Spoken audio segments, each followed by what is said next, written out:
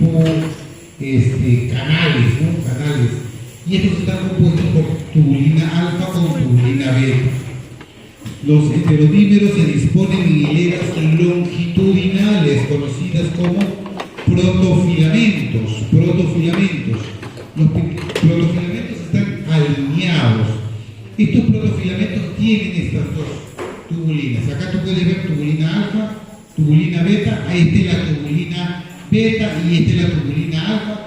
Tienen un dominio en donde pueden colocar el GTP. Acá se coloca el GTP y en un determinado momento se puede hidrolizar ese GTP y puede recién unirse. Estas están unidas. Entonces, mira, acá podemos ver tubulina beta, tubulina alfa. Y aquí ves el orden que van adaptándose.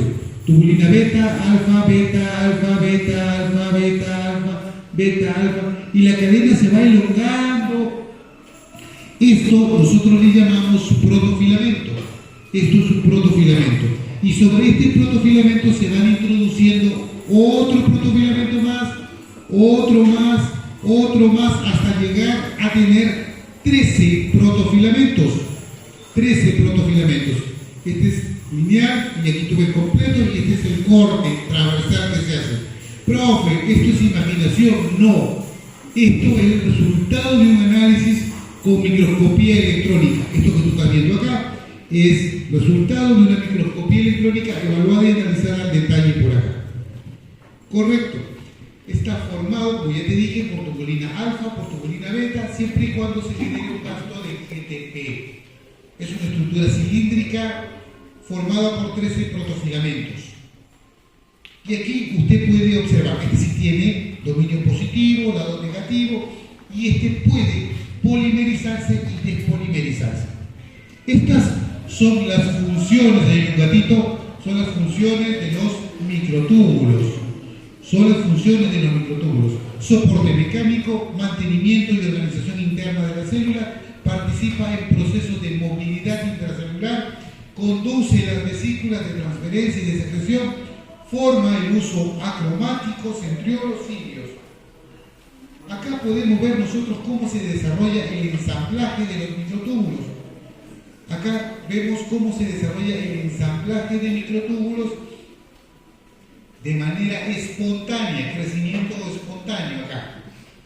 Microtúbulos que crecen de manera espontánea, pero también hay un crecimiento y un desarrollo de microtúbulos de manera forzada. ¿Por qué? Porque hay muchas moléculas que pueden servir de cebadores y de activadores al ensamblaje de los microtúbulos. Por lo tanto, esto puede realizar un proceso de proliferación, de ensamblamiento microtubular mucho más rápido, espontáneo, rápido. Ahora, ustedes entienden que también hay muchos fármacos, muchos venenos que impiden el desarrollo de los microtúbulos, ¿no es cierto? Hay muchas toxinas que impiden la síntesis de los microtúbulos y prácticamente muchos procesos del ciclo celular quedarían bloqueados. Acá puedes observar la polimerización y la despolimerización de los microtúbulos. ¿Cómo es que se puede polimerizar? Aquí tú puedes ver y mira cómo se puede despolimerizar. De una manera rápida, continua, se puede desarmar. Ojo, es importante ver el control del ciclo celular para poder evaluar la presencia de estas moléculas. ¿Correcto? Partiendo de un microtúbulo existen dímeros que hemos mencionado, la tubulina alfa, la tubulina beta, que se van a ir asociando con los extremos positivos. El GTP unido a la beta tubulina se hidroliza a GDP inmediatamente después de la polimerización, convirtiéndose en GDP tubulina, que es menos estable en el microtúbulo. Acá puede ver usted la GTP y cómo interviene, ¿no? Y cómo es que se va anclando. Mira, ve, actina, tubulina alfa, tubulina beta, tubulina alfa, tubulina beta, tubulina alfa. Mira, y cada vez que hay unión hay un desgaste de GTP. ¿Correcto? Y mira cómo quedan unidos, fusionados, ¿no es cierto? Y esto se puede perder cuando ocurre la despolimerización. Si te das cuenta, la estabilización, el crecimiento de los microtúbulos depende del GTP. El centrosoma, como nosotros lo conocemos, también llamado centro de organización de los microtúbulos, vuelvo a repetir, centro de organización de los microtúbulos, TOC es una estructura continua al núcleo y que da origen a todos los microtúbulos. Si tú te das cuenta, de aquí aparecen los microtúbulos. ¿Correcto? La nucleación del microtúbulo va a depender del anillo conformado por la gamma TURC. ¿Se acuerdan? La gamma TURC es esta proteína que está aquí. Esta proteína es la que va a servir de molde para poder organizar sobre su estructura el anillo tubular. ¿Correcto? El anillo tubular. Acá podemos ver el anillo tubular, fíjate, pero ya está totalmente organizado. Gamma TURC es la que organiza todo. Acá hay picos o anillos de gamma TURC, que son el punto de partida para la formación de los microtúbulos, en este caso asociado a los centriolos. Acá hay importante. Profe, ¿cómo van los centriolos? Ustedes saben que esta es la formación de los centriolos y esta es la arquitectura centriolar. Correcto, fíjate, está hecho por tripletes A, B, C, A, B, C, A, B, C, y son 9 tripletes y 2 tripletes concéntricos o de repente 1, dependiendo de la ubicación de la estructura. Acá podemos ver, miren, acá tú puedes ver el triplete A, B, C, A, B, C, A, B, C, y son microtúbulo A, microtúbulo B, microtúbulo C, A, B, C, ¿correcto? Mira, ¿cuántos tripletes hay? Contemos, 1, 2, 3, 4, 5, 6, 7, 8, 9. Y en este caso hay una estructura centriolar, ¿correcto? Una sola proteína, ¿correcto? Este de acá este es el centriolo, pero no solamente podemos hablar del centriolo. Cuando hablamos, por ejemplo, de los flagelos o de los cilios, aquí en el centro podemos ver que esta numerología cambia. Acá hay un 9,3 más 0, que es el centriolo, pero luego vamos a ver otra, ¿no? Vamos a ver. No aparece luego. Todavía no vamos a decir. Entonces, miren, en el caso de los microtúbulos, esta es la arquitectura, esta es la estructura del centriolo, ¿correcto? Y tú sabes de dónde funciona el centriolo, ¿no? La mitosis, es importante. ¿Qué etapa de la mitosis es esta? ¿Cuál? ¿Qué etapa?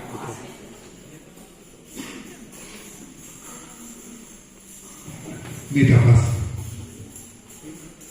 Miren bien, ven a estas proteínas, estas son las MAPS, que son unas MAPS, proteínas que se asocian al citoesqueleto. Mira, acá ¿quién está? La más chiquitita de todas. Cuando el tau se desorganiza, ¿qué tenemos? Alzheimer. ¿Correcto? Y hay otras más. La quinesina 13, la catamina, la estamina, la MAPS, la platina. Miren eso.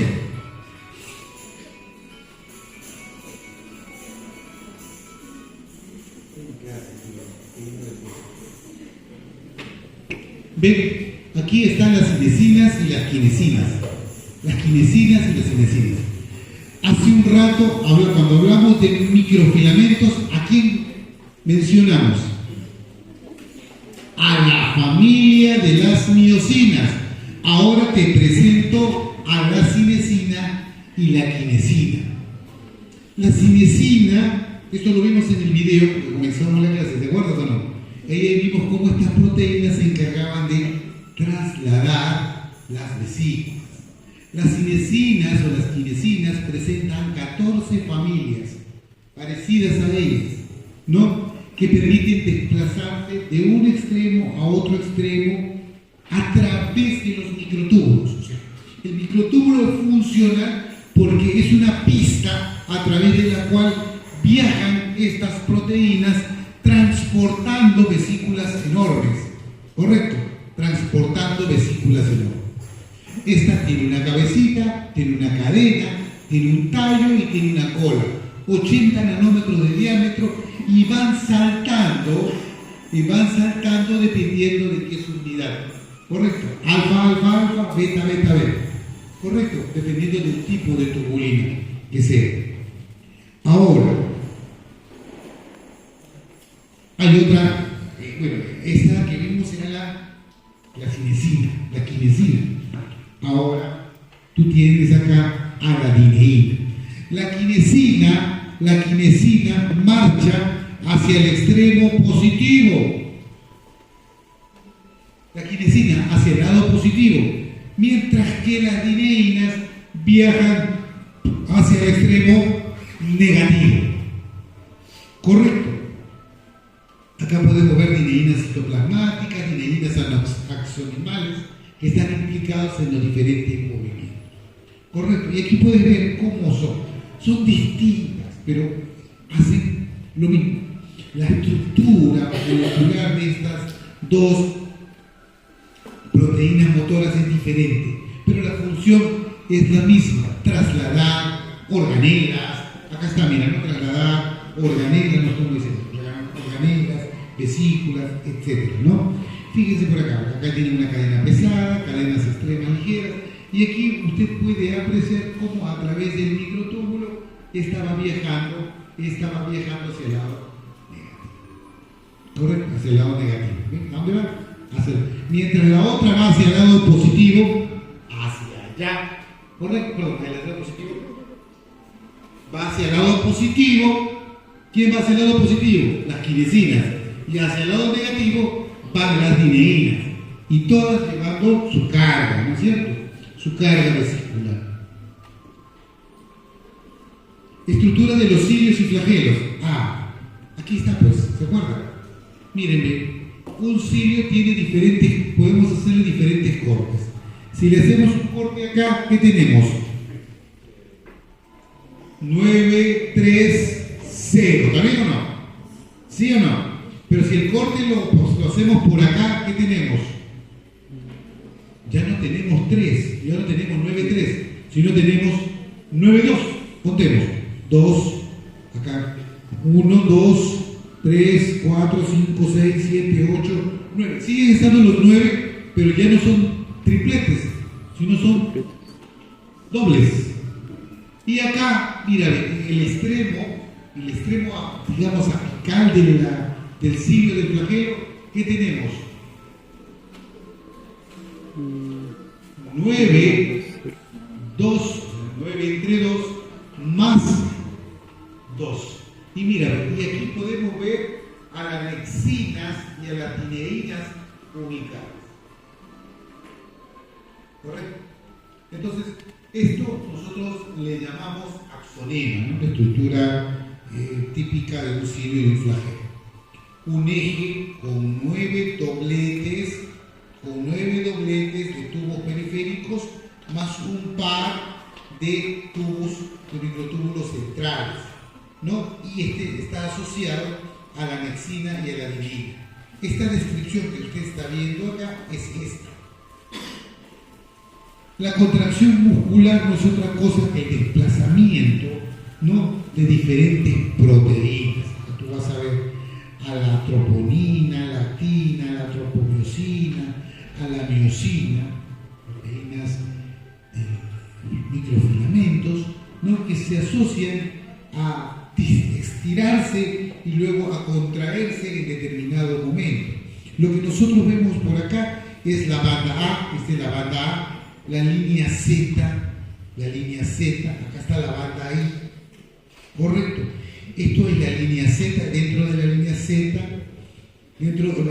está dentro de la banda I, esta es la banda I, dentro está la línea Z, otra banda I, dentro está la línea Z, acá está la banda A.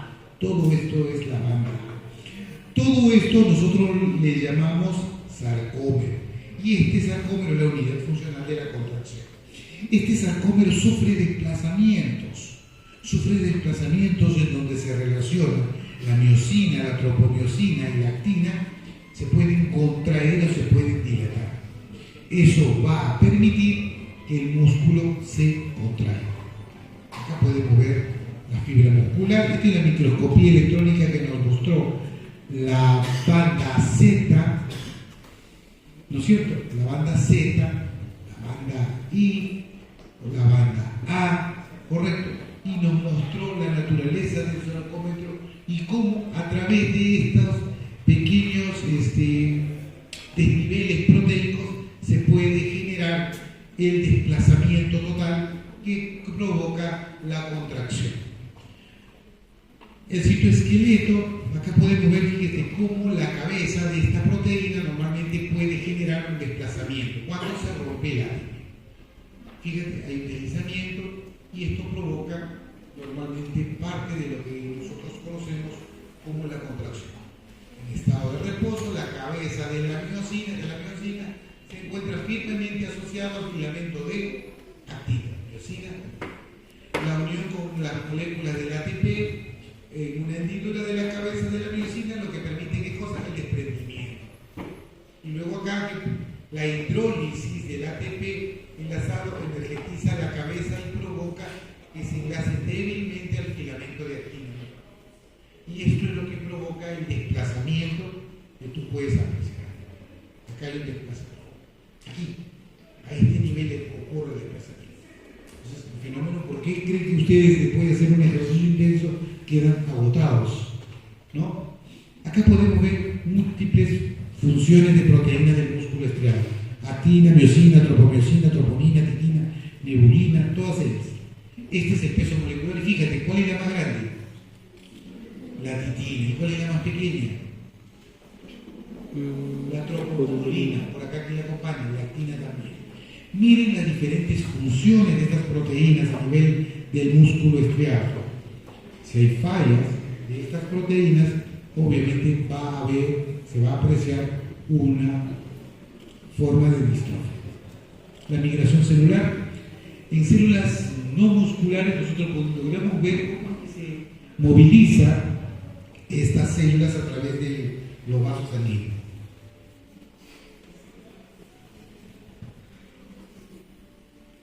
Se puede desplazar sobre un sustrato, puede desarrollar prolongaciones de la membrana, filopodios, lamellopodios.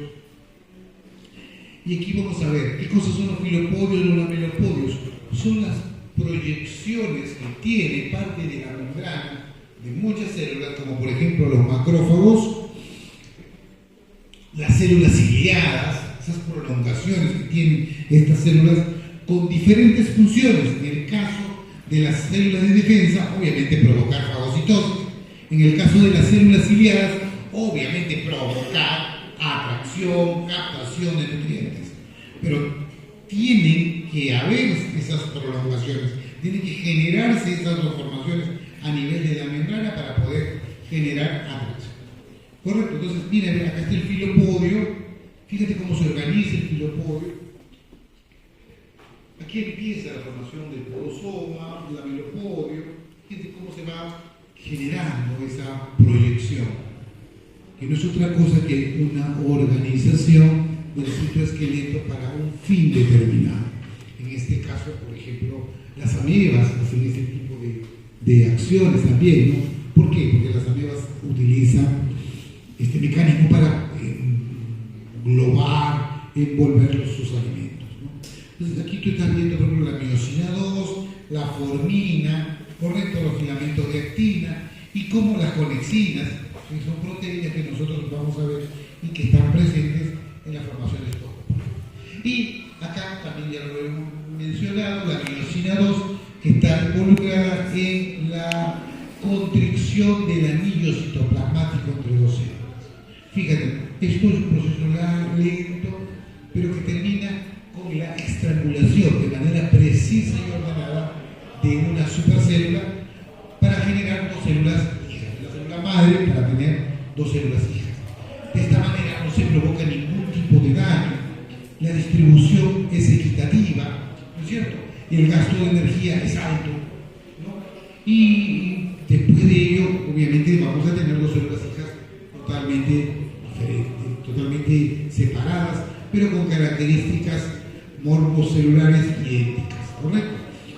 Moléculas de adhesión, unión intercelular y con la matriz extracelular. Fíjense, cuando hablamos de moléculas de adhesión, significa que una célula y otra célula van a mantenerse unidas por un grupo de proteínas a nivel de membrana.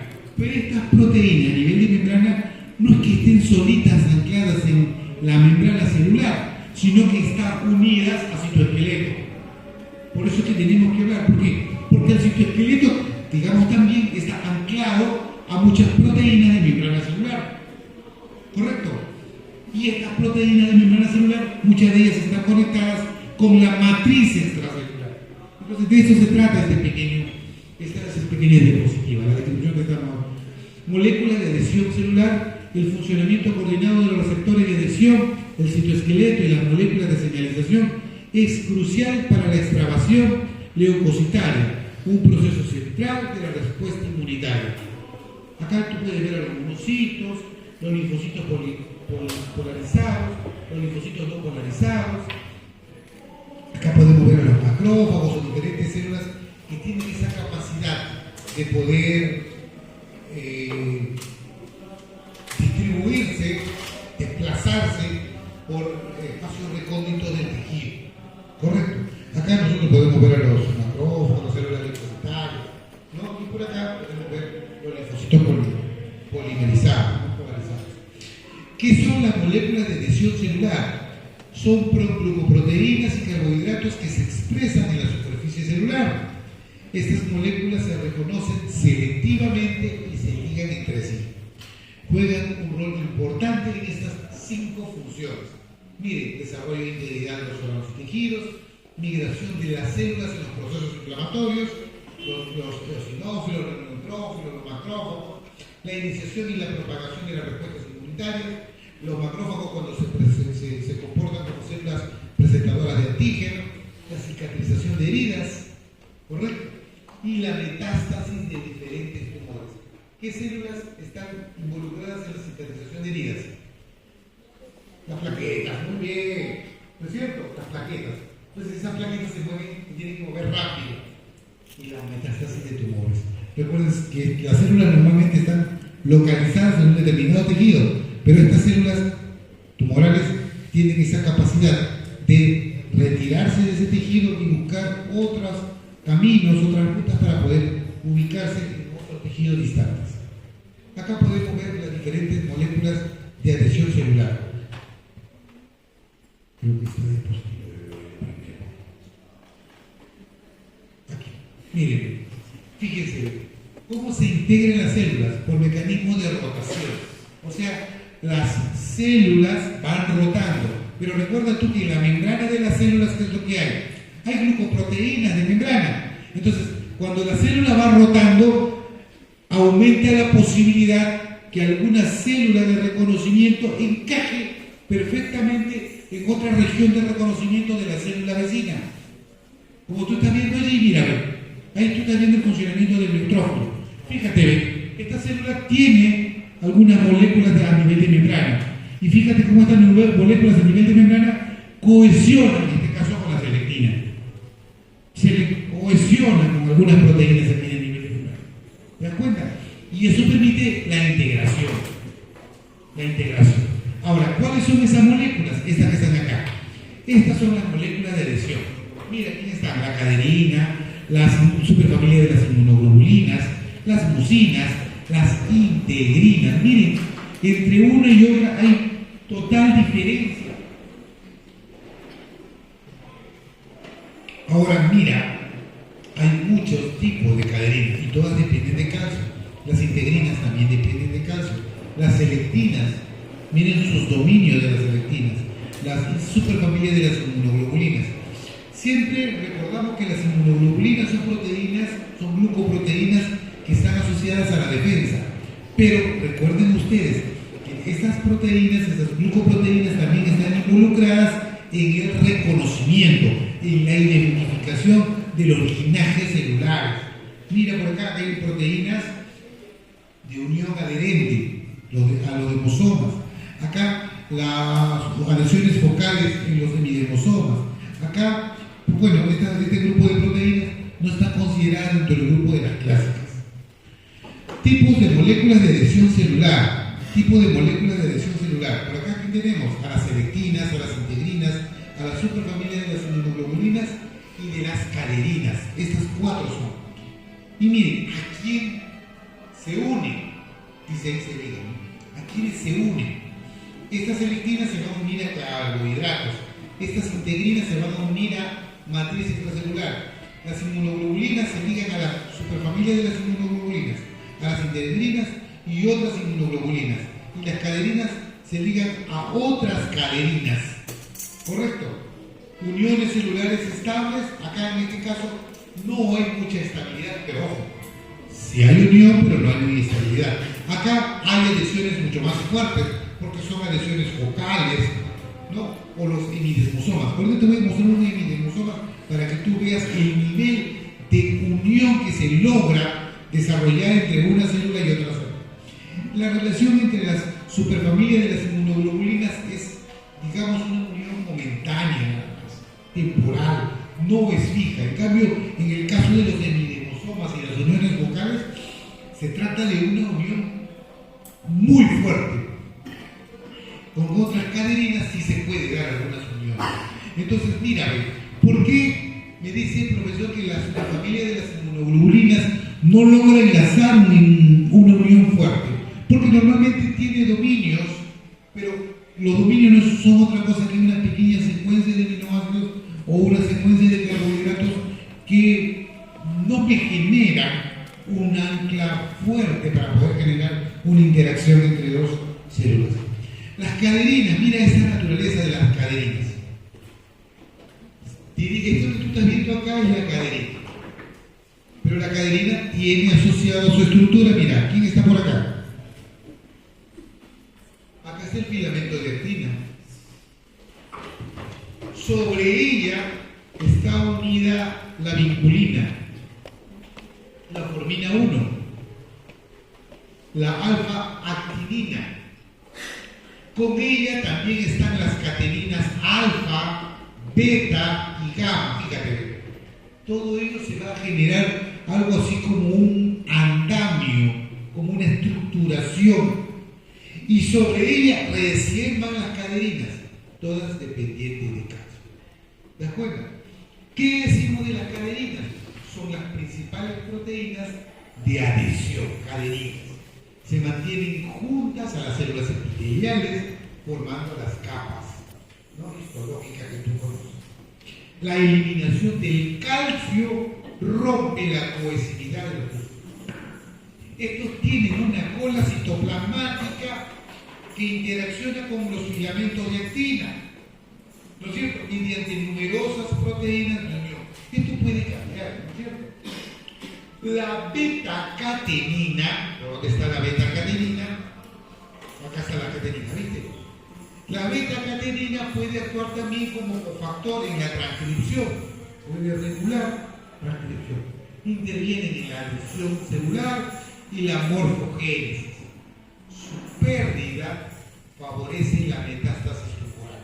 ¿Por qué, profe? Porque todas las células siempre van a estar unidas, hemos mencionado, que son las principales células de adhesión. Entonces, tanto las células normales como las células tumorales van a estar, ¿qué cosa?, unidas. Pero para que una célula tumoral pierda esa capacidad de unirse, ¿qué es lo que va a pasar con esta célula? Va a salir del tejido y va a migrar. Y estamos frente a la metástasis.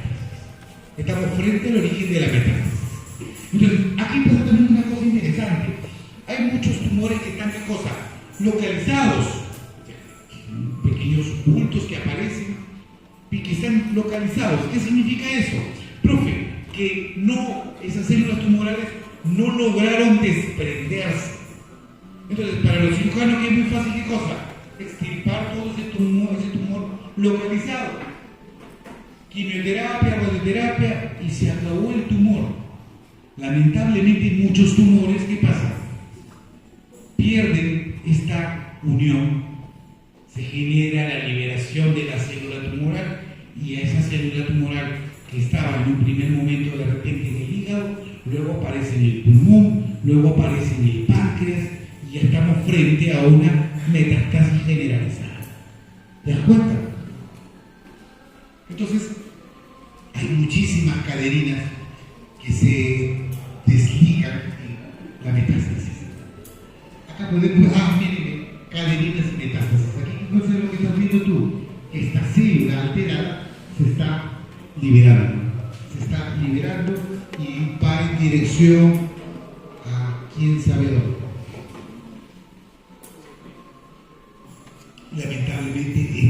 punto de partida de la metástasis. Esta célula se va a retirar y va a generar una nueva población celular en otro tejido. Ahora vienen las selectinas. También hacen un trabajo muy parecido a las anteriores, ¿no es cierto? Las selectinas tienen 3 dominios.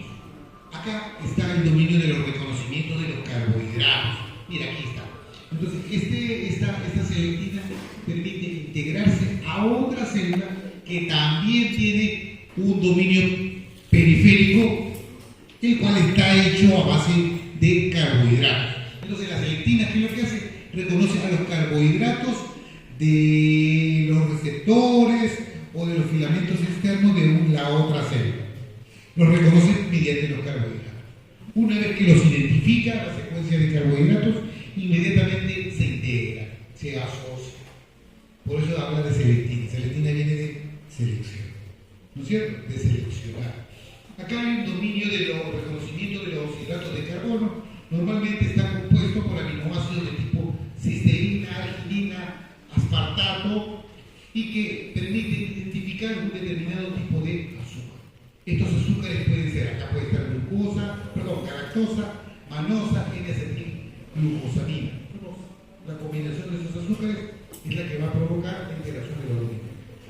Luego tiene un dominio homólogo, ¿no? Para una repetición presente en el factor de crecimiento epidémico. Y finalmente tiene muchas repeticiones de consenso. ¿Correcto?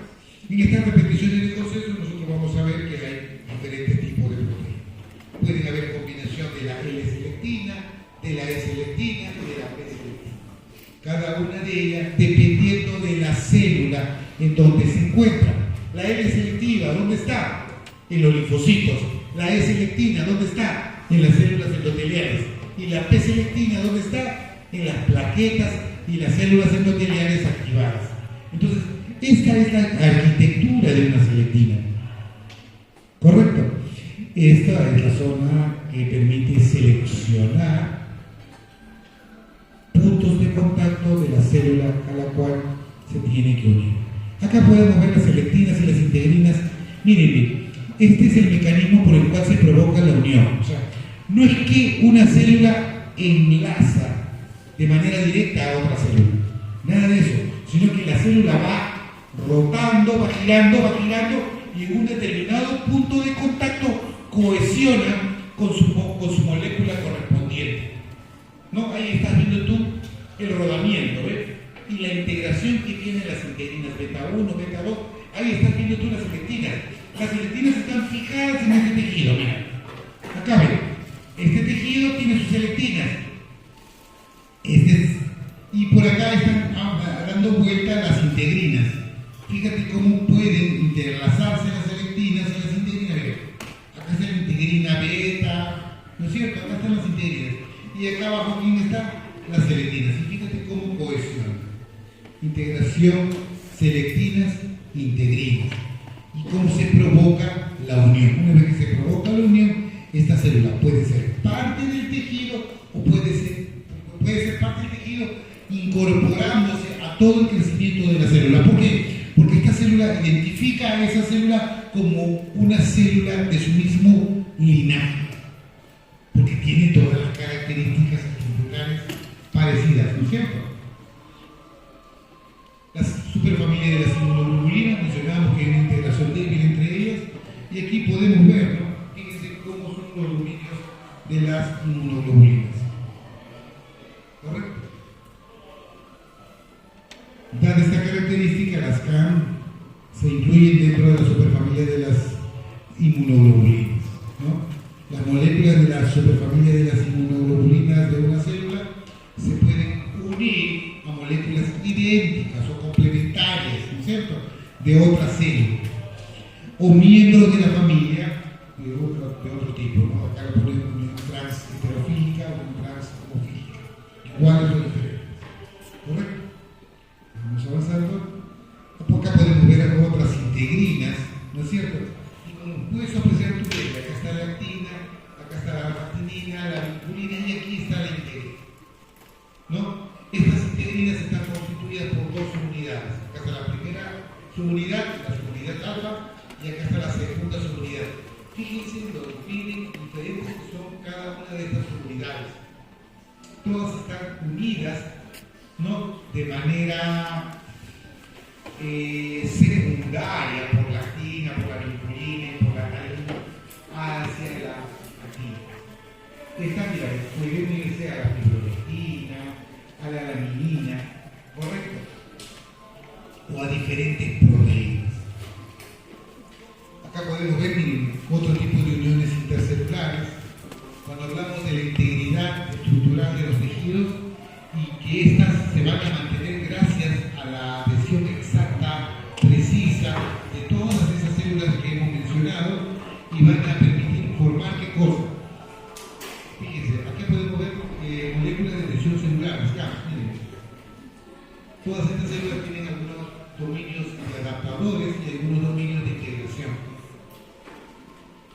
Son células especializadas que se encuentran a nivel de la membrana. Acá podemos ver algunas. Miren, por ejemplo, las time junction, las uniones adherentes, los filamentos de actina y miosina, miren, acá está, los JAP, uniones JAP, las uniones con filamentos intermedios. Acá está, mira, ¿te acuerdas que hablamos de los desmosomas? Los semidesmosomas, mira, desmosomas y semidesmosomas son complejos proteicos muy grandes, enormes, que permiten integrar. Bueno, esta es una célula, ¿no es cierto? Y acá está la otra célula. La lámina basal que me permite generar la integración de las células primarias a las células que están en desarrollo. Acá podemos ver, miren, en microscopía electrónica podemos ir viendo los diferentes, mira cómo son los desmosomas y cómo son las uniones ya. ¿Te acuerdas que te dije que los desmosomas son mucho más? Estas son uniones muy fuertes que integran una célula y otra célula. Acá podemos ver la diversidad de uniones de anclaje y de comunicación. Ustedes han visto cómo funciona el ancla, ¿no es cierto? Los barcos, cuando ya se están aproximando, sueltan el ancla buscando ¿qué cosa? De que el ancla en el suelo marino agarre coral, agarre una estructura y permita que se enganche. Lo mismo pasa con estas proteínas. Estas células están ahí creciendo y luego ¿qué es lo que están buscando? Están buscando una célula complementaria a la cual se pueda generar una unión estrecha, una célula occludens o desmosoma en cinturón, una mácula adherens, un hemidesmosoma, ¿correcto? O las uniones comunicantes o en hendidura, ¿correcto? Eso es lo que nosotros podemos ver. ¿Ya? Y acá miren, en microscopía electrónica amplificada, acá tú puedes ver, mira, esta es la unión estrecha, la célula adherens, la mácula adherens, ¿correcto? Miren, acá hay puntos, ¿no? Uniones JAPs, acá pueden ver hemidesmosomas, ¿correcto? Que son pliegues, estructuras que me van a juntar una célula con otra célula. Acá, por ejemplo, en la zona de las uniones comunicantes, mira, ¿cómo son las uniones comunicantes? Estas uniones comunicantes son proteínas que prácticamente enlazan un lado con el otro lado de la célula. Acá hay algo así como un poro que me permite el contacto directo de lo que hay en el citoplasma de esta célula con lo que hay en el citoplasma de otra célula. Eso se da cuando las células son del mismo linaje, del mismo tipo, y están desarrollando las mismas condiciones metabólicas. Cuando todas estas se alteran, cambian, prácticamente se generan cambios totalmente notorios en el metabolismo. Ahora ustedes van a ver las zonas oclusivas o estrechas. Por acá había zonas oclusivas, o estrechas. Correcto. Porque ¿cómo son estas zonas oclusivas? Así como los cuadraditos que tú estás viendo acá. No. Fíjate cómo se integran. Mira la cantidad de proteínas que se tienen que unir o ensamblar para terminar con una unión oclusiva. ¿Correcto? Acá vamos a ver diferentes proteínas. ¿No es cierto? Mira quién está por acá. La claudina, la ocludina. Acá estamos viendo la proteína SO1, SO2 son 3 y acá también. Esta célula que tú ves acá se va a unir a esta célula, pero fíjate, los componentes que van a provocar la unión prácticamente son componentes espejo. ¿Por qué espejo? Porque lo que hay en este lado también tiene que haber en el otro lado. ¿Correcto? Y acá que podemos ver, profe, yo después de eso, después de la SO 1, 2, 3, están a los dos lados, acá está la claudina, está la actina F, mira, actina F por este lado, actina F. Microfilamentos, ¿no es cierto? Microfilamentos para un lado, zonas pegadas a la membrana. Y luego viene la afadina, y viene la afadina que está acá, y viene luego la nectina. La nectina es una conectina. ¿Te das cuenta? Esto, si tú te das cuenta, parece o funciona como la tenaza de un cangrejo. Y este funciona como la tenaza de otro cangrejo. Al final, ambas se aprensan y genera ¿qué cosa? Una unión, una conexión muy, muy fuerte. ¿Correcto? Una conexión muy, muy fuerte. ¿Ya? Pues acá tú estás viendo la afadina con la nectina, ¿no? Y diferentes proteínas también que se pueden ir a hacer. Son las más conocidas. Miren, acá hay una zona de unión adherente, una zona ocludens. Fíjate la cantidad de proteínas que se tienen que sintetizar a nivel de la membrana para poder dejar una conexión.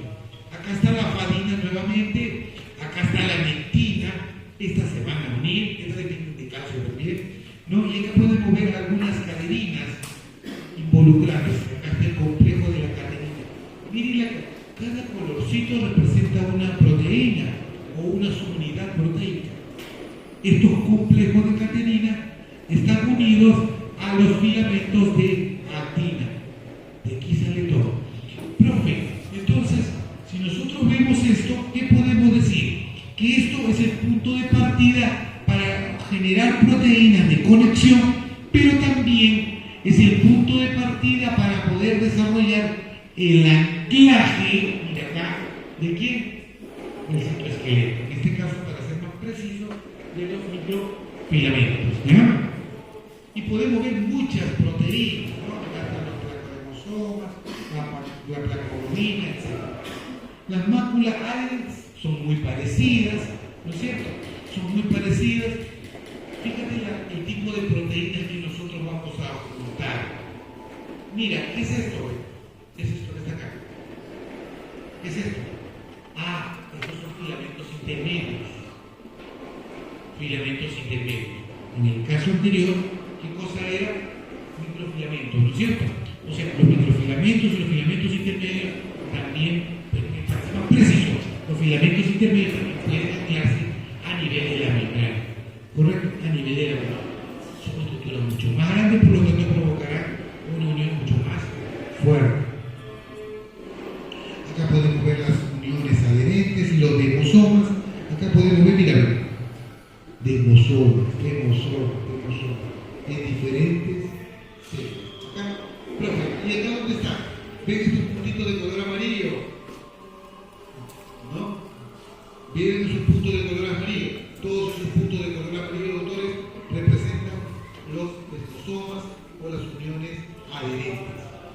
Para esto se han utilizado anticuerpos monoclonales para poder detectar la presencia de algunos tipos de uniones adherentes o demosomas. Recuerden ustedes, doctores, esto que está aquí no corresponde a una sola proteína, sino, como lo viste anteriormente, a complejos multiproteicos que están perfectamente organizados para generar un anclaje célula-célula. Acá está el epidemosoma, por acá podemos ver los epidemosoma, mira esto. Este es el epidemosoma, por este lado los filamentos de queratina, por acá está la lámina basal, los filamentos de anclaje que van a permitir, esto de acá es obviamente el resultado de este 3D. Acá podemos ver los filamentos intermedios de queratina, acá podemos ver la placa de la membrana, acá hay una proteína incorporada, acá está la integrina, y esta integrina está uniendo a otra célula. Esto que está viendo acá es otra célula. Y prácticamente permite la fijación de la estructura. uniones comunicantes, como ya te había mencionado, son pequeños poros, mira, acá tú ves, cerrado, abierto, cerrado, abierto. Son pequeños poros que están aquí. Esto representa una cara de la célula y esto otra cara de la célula. Cara de la célula, otra cara de la célula. ¿Y acá qué cosa hay? Hay conexiones entre una y otra célula. Profe, parecen poros, ¿no es cierto? ¿No? Parecen poros que conectan un lado y otro lado de la célula, ¿correcto? Fíjense los dominios que tienen estas proteínas, dominios muy interesantes, en donde se puede apreciar con suma claridad que van a generar un estrechamiento particular entre una membrana y la otra membrana. Acá podemos ver las unión ya, unión ya, unión ya,